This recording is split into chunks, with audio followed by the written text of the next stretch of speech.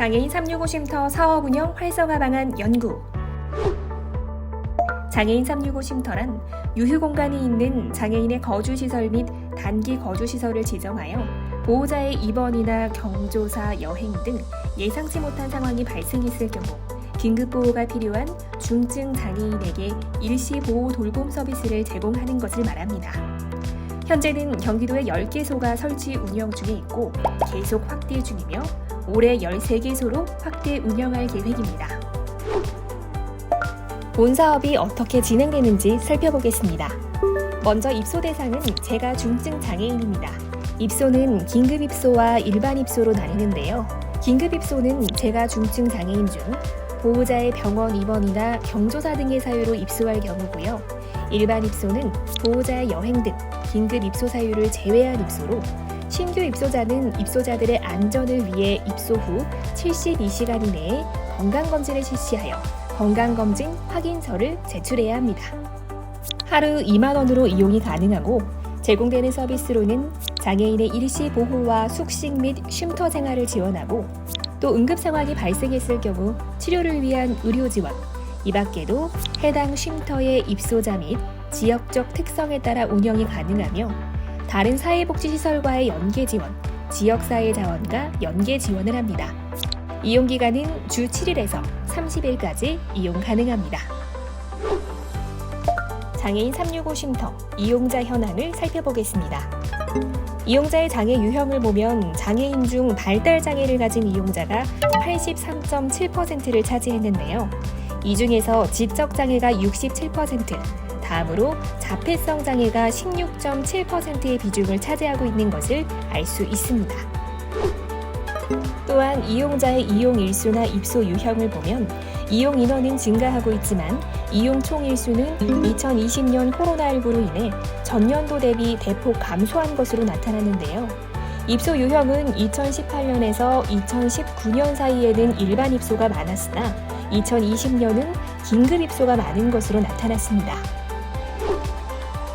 다음으로 입소 사유에 대해 살펴보면 보호자 입원으로 인한 입소가 23.9%, 보호자의 국내외 여행으로 인한 입소 사유는 22.8%, 기타 시설 폐쇄나 폭력으로 인한 입소 사유가 17.3%, 보호자 휴직으로 인한 입소는 15.2%를 차지했습니다. 이 밖에도 전체 이용자 중 30일을 초과한 이용자가 14.9%였는데 이들의 입소 사유 중 보호자 입원으로 인한 입소가 36.6%로 가장 높은 비중을 차지했습니다. 그렇다면 장애인 365 쉼터, 인력이나 예산 측면의 운영에 있어서 어려움은 없을까요?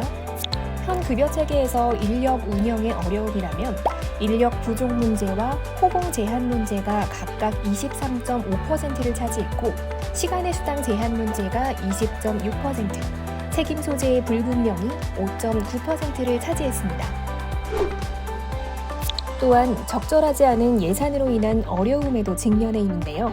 경력자 채용의 어려움이 38.1%로 가장 큰 비중을 차지했고 경력에 따른 호봉 인정의 어려움이 28.6%, 자증 종사자의 이직이 19%, 이외에 재수당 지급, 시간의 수당 지급, 타 직원과의 급여 차이가 각각 4.8%로 나타났습니다. 다음으로 사업 측면의 어려움에 대해서 살펴보겠습니다. 우선 이용자 관리의 어려움입니다. 퇴소 이후에 주간 보호나 단기 보호를 연계 지원하고 있지만 유선을 통한 안부 확인 정도이고 쉼터 인력만으로 별도의 프로그램 운영이나 이용자 사후 관리가 현실적으로 어려운 상황입니다. 또한 쉼터 이용자는 급박한 상황이 많아 상담이 중요한데 쉼터 인력의 전문성 미약으로 기존 시설의 팀장이 직접 상담을 진행하고 있습니다. 두 번째로 주간 및 야간 서비스를 원활하게 제공하기 어렵다는 건데요. 조사기관의 88.9%가 2명의 인력으로 운영 불가능하다고 응답했고 또 최대 주 52시간, 주 5일, 24시간 365일 운영을 위해서는 최소 4명의 인력이 필요합니다. 마지막으로 상대적으로 짧은 이용 기간과 입소 기준에 대한 어려움인데요. 현재 입소 사유에 따라 일반 입소와 긴급 입소를 구분하고 있지만 사실상 사유 내용의 명시가 명확하게 구분되지 않아 혼란이 야기되고 있습니다. 또한 이용기간 확대 사유는 학대 피해 등으로 인한 보호자와의 분리가 필요한 경우, 주거지의 안전 등을 위한 인테리어 공사, 코로나19로 인한 장기 휴교 및 보호자 근로에 따른 돌봄 부재 등입니다. 그렇다면 365 쉼터의 개선 방안 어떻게 하는 게 좋을까요? 우선 이용자의 입소 기준 및 이용 기간에 대한 보완이 필요합니다. 입소 사유를 지침에 따라 명시하되 기타 사항은 지역 여건에 맞게 시군의 미임이 필요한데요. 또한 입소 연장은 연간 90일이 50%, 연간 60일이 25%로 나타나는데요. 연장의 필요 사유는 인권 침해 등 행정기관의 의뢰에 따른 긴급 입소가 발생하는 경우인데, 보호기간이 부재하여 장기간 입소할 가능성이 크거나 보호자의 중병이나 장기 입원, 간호 등으로 보호자가 없는 경우입니다. 두 번째로는 기존 시설 인력과 365 쉼터 인력을 구분하여 운용하기보다 함께 운용하는 방안이 마련되어야 합니다. 현 매뉴얼에는 입소자가 없는 경우에 한하여 시장 군수의 판단하에 근무 시간 내에 거주시설 업무를 보조할 수 있다라고 명시하고 있는데요. 하지만 근로기준법을 준수하면서 매뉴얼에 따라 운용하기가 불가한 상황입니다.